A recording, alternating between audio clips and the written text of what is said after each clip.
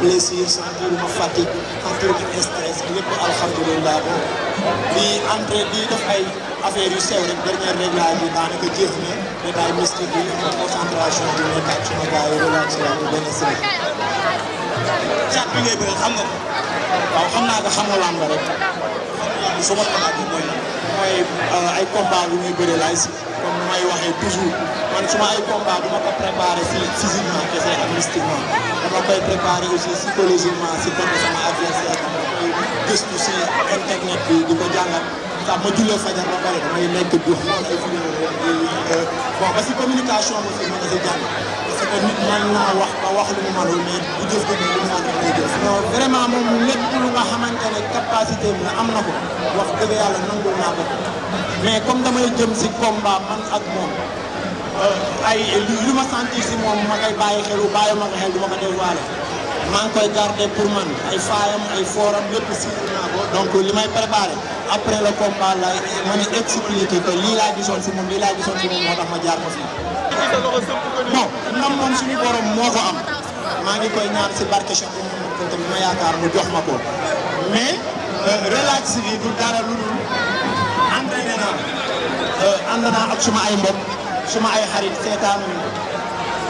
di open presse sa yaay ñëw taxaw ay rakam ñëw taxaw sa soxna say ndiyaay lépp barke Cheikh Mouhamed Binta su ma demaatul woon si lu may ñaaral sax loolu rek gëm naa ne ndam la kon donc freedom alhamdulilah. waaw gars yi génn nañu ñëpp ñëw nañu wax dëgg yàlla et puis bon di remercier particulièrement le maire Abdoulaye Diouf Sarr gis naa vraiment engagement bi mu jël ndax man dama disais que ne simple mbër laa rek mu nekk si dëkk bi mais muy yëpp téléphone am di ma woo loolu réy na si man rawatina muy yabal le grand Mbaye Niang bi appel naa aussi maa ngi gis ay appel am donc loolu lu réy la di remercier aussi autorités yi nekk Yoff yëpp sama papa bi rek le grand Moustapha Tall ak grand bi dëkk Ndinaat bari na mais boo gisee choix parrainage bi ma def ko Abdoulaye Diouf Sarr di question que man dama ko mën a fal ou dama ko mën a folli mais il est le premier patron fii si commune bi donc kon moom laay defal suma parrainage ngir yi nga fi yàlla teg nangul naa ko tey ñaan population Yoff-oise bi yëpp ñu koy ñaanal si jàmm ba yéeneem bi mu am si Yoff mu yeggali ko di ko wax itam combat bi mën naa nangu Thiat ëppale ma si lépp ba mu des si côté mobilisation loolu duma ko baal dama koy yóbbante Mbaye Niang te am naa yaakaar ne dina ko yeggale mu jëndal ma ay billet may ma ay car bëgguma su ma teel bu jënd billet dama bëgg a may leen ay billet ñu dem stade. lamb ji moom pour ñu bañ ci nekk sax di jéem a laxal di ay xiili xaar amul benn stratégie lu dul arbitre day souffler round d'observation ma def ko pas à pas dox si kawam pour que day fay parce que day dëggal boppam ma jàpp ko daan ci kàddu suuf. moom dafa wax que ne suivre naa ko dafa wax que ne jàng na sax nu ñuy reyee nit mais je me dis que ne moom xëy na mal communication des fois day am dama koy nangul nit day ju parce que lamba ji du man je me dis toujours que ne du rayante na xanta la te man loolu lay indi. rus naa di bëre ak mbër mopp ma doole jamono ji rus naa itam di bëre ak mbër di fa wane yaafus bu ñàkk fay ndax gis nga Yoff gi ma dëkk da di dëkkul lébu kafuñu foluñu reetaanuñu te damay dégg sama coach Baye Ngagne maa ngi koy remercier depuis ma nekk xale si moom laa jaar mu naan lawoon fawoon nawoon ak ñaakoon kon loolu moo am si Yoff côté bëre ku dàq bëre nag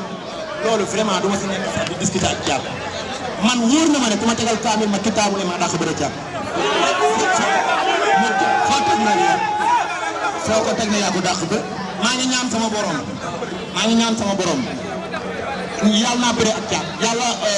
dóor mu daanu mën naa am si làmb ji ma dóor ko mu daanu mais pour yow ma éclaircir la si li nga wax yàlla nañu yàqoo runkum bëre arbitre soufflé ngeen ne runkum taxasoo bëre way bëre voilà million bëre ay lay la man dama am tactique technique automatique dalu ci li nga wax tactique technique ba pare dama automatique ba pare je suis très indien man dama laajal fii Brice lañ ma doon woowee jamono ji may mbapat maa ngi ñaanal suma maam Ami Faye ak suma maam Baye Ndiaye Sarr ñëpp ñu nga xam ne ñoo génn àdduna